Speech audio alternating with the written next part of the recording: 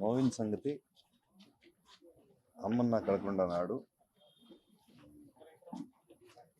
B ಸರೋಜದೇವಿಯವರು ನಮ್ಮ ಚಿತ್ರರಂಗ ಕಂಡಂಥ, ನಮ್ಮ ನೆಲ ಕಂಡಂಥ ಅದ್ಭುತವಾದ ಪ್ರತಿಭೆ. ಅವರಿವತ್ತು ನಮ್ಮ ನಗಲಿ ದೂರ ಆಗಿದ್ದಾರೆ. ಅವರ ಆತ್ಮಕ್ಕೆ ಶಾಂತಿ ಸಿಗಲಿ. ಅವರ ಎಲ್ಲ ಕುಟುಂಬದ ಎಲ್ಲ ವರ್ಗದವರೆಗೂ ಈ ನೋವನ್ನು ಭರಿಸುವಂಥ ಶಕ್ತಿ ಕೊಡಲಿ. ಮತ್ತು ಇಂಥ ಅಭಿಜಾತ ಕಲಾವಿದೆಯ ಜೊತೆಯಲ್ಲಿ ಅವರ ಕಾಲಘಟ್ಟದಲ್ಲಿ ನಾವು ಇದ್ವಿ ಅನ್ನೋದೇ ತುಂಬ ಹೆಮ್ಮೆ ಪಡುವಂಥ ವಿಷಯ. ಎಲ್ಲ ಕನ್ನಡ ಕಲಾಭಿಮಾನಿಗಳು ಈ ನೋವಿಗೆ ಸ್ಪಂದಿಸಿದಿರ.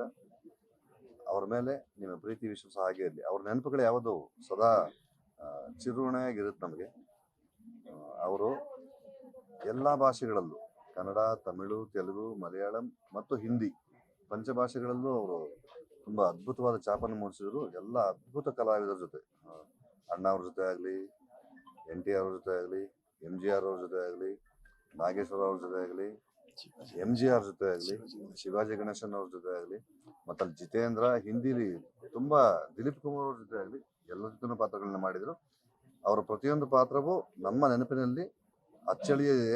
ಅವರ ನೆನಪುಗಳು ಸದಾ ಚಿರವಾಗಿರುತ್ತೆ. ಅವರ ಆತ್ಮಕ್ಕೆ ಶಾಂತಿ ಸಿಗಲಿ ಅಂತ ಹಾರೈಸ್ತೀವಿ. Thank you.